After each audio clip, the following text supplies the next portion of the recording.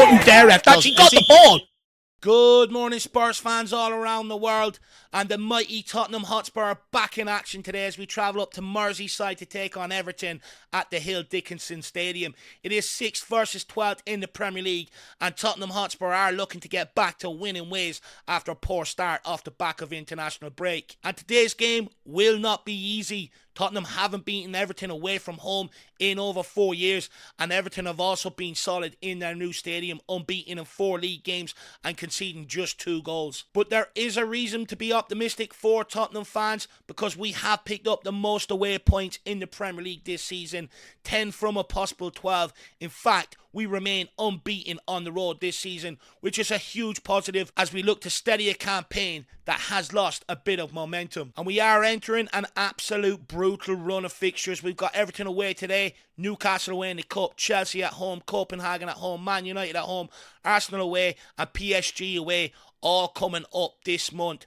And with confidence being low, the pressure is well and truly on, and this is where Thomas Frank will either bring the fan base along with him, or he will end up losing some of the Tottenham fans as this run of fixture unfolds. So that does mean today then, it does feel like a must win, not just for points, but for belief, momentum, and keeping our season on track. After a goalless draw against Monaco midweek, a game where Spurs looked lifeless at times, I am expecting Thomas Frank to shake a few things up, so let's get into my predicted 11. Starting in goals, and after a few shaky outings in recent weeks, Vicario heads into this game full of confidence off the back of a magnificent display against Monaco, where he kept Spurs in the game for the full 90 minutes and single-handedly earned us a point on the night. And with many questioning how important he is to Tottenham Hotspur, I think the performance at the Stade Lewis has underlined his importance to this Tottenham Hotspur side, and he will need to remain alert and switched on and look to command his box, because we know with David Moyes, one of the trademarks of his team is how good they are from set pieces, and I expect Everton to throw a lot at set pieces in this game, one of Vicario's weaknesses, so we need another solid performance from him here today. At right back, it will be Pedro Porro, who didn't have the best of games against Monaco midweek, and he faces another serious test here today against Everton's Iliman Ndiaye. Ndiaye is their most creative outlet, averaging 5.2 dribbles per 90 minutes, which means every time he gets the ball, he will look to drive at Porro, which means Porro must stay switched on, close him down, not back off like he usually does, and try to neutralise this threat. If he doesn't, however, it could be a long day for him. We've seen the likes of Semenyo for Bournemouth cause him unbelievable problems for the full 90 minutes in that game, and also the Bodo player, that winger as well, causing Pedro problems. So if he is not on it, this is an area where Everton, I think, will look to target, exploit, and it has proven for other teams, an area where you can get at Tottenham Hotspur. It is a weakness, so we need Pedro Porro to have a huge game today defensively. At right-sided centre-back, club captain Cristian Romero remains out with an adductor injury. Of course, Thomas Frank did say in his pre-match press conference today that Romero is back training on the grass, and it won't be long before he is back. But because he is absent for today's game, that means then Kevin Danso will continue his run in the side. Now, when it comes to Kevin Danso, he does provide the aggression and the front foot defending similar to Romero. So when Romero is out, Danso sort of continues on that aggression we have across the back line. And boy, are we going to need his no-nonsense old-school centre-back today, because he will be up against Beto, who is big, he is physical, he is strong and can run in behind. Maybe not the most accurate with some of his chances. However, he will cause an absolute nuisance for 90 minutes. So we will need Danso to be very aggressive with this guy today. And as I said, he will be partnered with Mickey van de Ven, who I presume will continue to wear the club's armband and captain the side today in Romero's absence. Again, up against Beto, and this is where you will want to see Van de Ven bring that aggressive side to his game, which I've argued this season. I thought he has become a lot more aggressive, because with Everton, I don't really see them testing us too much in behind, which means hopefully we won't have to rely on his pace to be able to snuff out danger. However, they will look to get ball into Beto, which means Van de Ven is going to have to remain strong and show a different side to his game. And moving out to left back, with Jed Spence being rested midweek for Archie Gray, who put in a phenomenal performance, by the way. I do expect Jed Spence to come back in. And of course, Thomas Frank did say in his pre-match press conference today that Destiny Udogie still isn't training on the grass, which was a huge concern of mine when Thomas Frank came out and said he was injured and didn't really put a time frame on it. So how long will Destiny Udogie be out for? Well, let's play bingo. Put it in the comment section behind, because as we know, what we usually told in the period that they'll be out for, it usually extends to be a lot longer. So please get your guesses in the comment section below.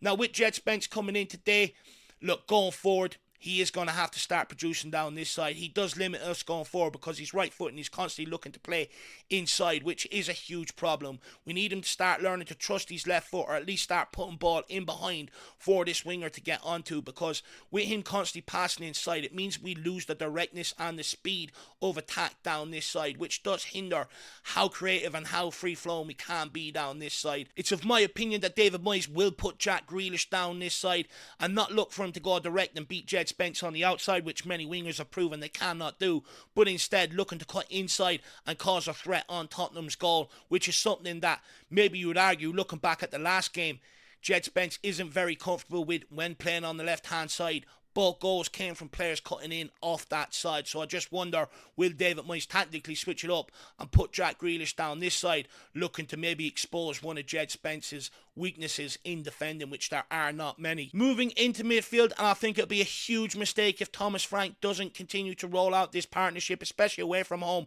of Rodrigo Bentancur and João Paulinho. Now we'll start with João Paulinho. Even as Monaco created chances at ease midweek, Paulinho was one of the standout performers, making crucial blocks and absolutely crunching tackles in the middle of that park, and his defensive presence will be absolutely essential today to stop Everton from gaining any sort of momentum. Now, when it comes to Rodrigo Bentancur, despite fan criticism, Bentancur should start.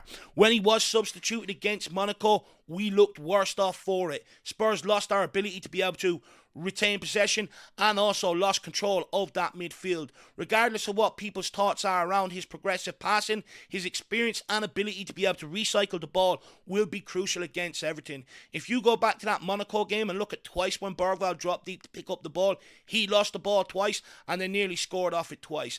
If he plays Bergwijn in here today, it could end up being a costly, huge mistake. And this isn't a slight against Bergwijn, by the way. I think Bergwijn is a fantastic player.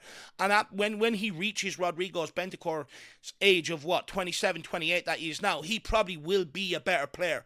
But right now, the inexperience of being able to retain possession in that deeper position is, in my opinion, why Bentancur continues to have the edge over someone like Bergwijn or even Papa Sarr in this deep lying role. And to complete the midfield, I would love to see Papa Sarr reinstated to the team. And as Thomas Frank said today in his pre-match press conference, there is no reason why Sarr has been dropped. There's been no injury. He just reckons other people have performed better in this position. Now I question, what has he been watching? Because to be fair, Bergwijn hasn't exactly thrived in this position, and neither has Xavi Simons. So I'm not sure where Thomas Frank is going with that one.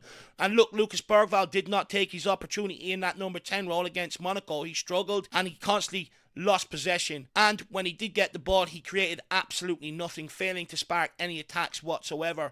So Frank, in my opinion, should trust Papa Sarr back in this role, because in my opinion he offers exactly what Tottenham are missing right now. Sarr was absolutely pivotal during pre-season and the first 6 games of the campaign, and Thomas Frank also agreed with that today in his pre-match press conference. Papa Sarr was involved in nearly every goal that Spurs scored during that period because of his ability to be able to win the ball high up the pitch, but also to be able to strike the ball from distance. And since Frank has taken him out of the lineup, results have turned. We have gone from consistently picking up wins to struggling to be able to get wins, which highlights, in my opinion, how crucial Papa Sarr is to this team in this role. Right now, Sarr's ability to be able to win the ball high up the pitch is exactly what Spurs need to spark attacking transitions, especially if we are not good enough to play through teams, which we are not. And then moving into the front line, and there is absolutely no debate when it comes to right wing, which highlights the calibre of player we have signed, and it will be Mohamed Kudus. Now, with Mohamed Kudus, he continues to be double marked and even triple marked at times, like we've seen midweek, which is a testament to the respect that he commands from the opposition. But it is worrying that teams know that if they can limit his influence on the game, it significantly increases their chance of winning the game, which shows just how dangerous Mo Kudus can be. But it's also why Tottenham urgently needs someone centrally or on the left to be able to step up and share the attacking burden. Once opponents have to start diverting resources elsewhere, it then means Kudus, our most dangerous player, will be more free to be able to go create, drive and decide games, and I reckon you'll actually get a lot more attacking numbers in terms of goals and assists out of him once he is freed up a little bit more. However, even though he is being heavily marked, he still creates chances and still racks up assists. He's currently joint top of the Premier League right now as it stands for assists this season, which again highlights the quality of the player. So anyone that's starting to call him selfish and questioning, how good he is, I think you need your heads checked. However, because we are not getting creativity from elsewhere on the pitch, we are going to be heavily reliant on Mohamed Kudus once again today to be able to create some magic, take on two players and try and go and win us this game. Out on left wing, Udebur did pick up a knock midweek, which meant he had to come off.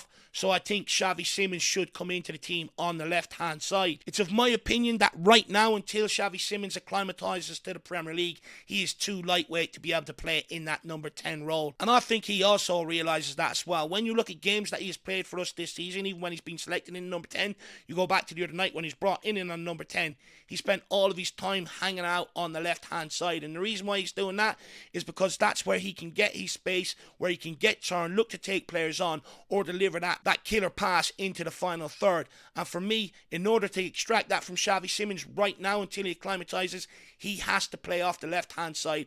And it's of my opinion that although Udebur looks bright, still, when he gets to the final third, there is no end product. It's in my opinion that Xavi Simons will deliver better end product than Udebur playing off that left-hand side. And I think this is a key decision that Thomas Frank needs to make in order to try and unlock Tottenham Hotspur going forward. Because right now, it's giving off vibes that maybe Thomas Frank didn't want Xavi Simons, because since he's arrived to the club, he's been in and out of the starting lineup, been in through the middle, out off the left-hand side. And to be quite honest, it looks like Thomas Frank doesn't know what to do with him or where to play him. And then moving on to the guy up front, enough of Matisse Tell and Richarlison. As we've seen midweek for his cameo off the bench, even a half-fit Colin Mawani offers more than both. He came off the bench, he brought movement, whereas I find Matisse Tell and Richarlison are very static up front. He moved about, which meant he could get on the ball more, which meant we've seen link-up play, which is something I haven't seen any striker do at Tottenham Hotspur since Harry Kane. But he also brings that little bit of quality, and he injected fresh energy into Tottenham's attack when he came off the bench. In just 20 minutes that night against Monaco, he has had more impact than what we have seen from Richarlison or Matisse Tell when they have been struggling for fucking weeks. Now, we know that Colin Mawani has goal-scoring pedigree. We've seen that at Frankfurt. We've also seen that at Juventus. If Frank can unlock that goal-scoring pedigree, Mawani could just be the solution to Spurs' attacking problems. And with such big fixtures on the horizon, like I said at the start of the video, his presence couldn't come at a better time. So that's my predicted lineup for today. Guys, it's an absolute massive game. Everton away is not easy, but this is a must-win game. Like I said, not just for the points alone, but for momentum, belief, and to be able to keep our season on track. So Spurs fans, let me know what your thoughts are in the comment section below. Let me know what you think. Would you make any changes? Do you agree with this lineup? And also get your score prediction as well. If you did enjoy this video, don't forget to drop a like, smash that subscribe button if you are new. Why not share it around to other Spurs supporters? I know a lot of you are in group chats. If you've enjoyed it, why not drop it in there? And also smash the notification bell so you get alerted next time we upload a video. Thanks for watching, and as always, come on, you Spurs.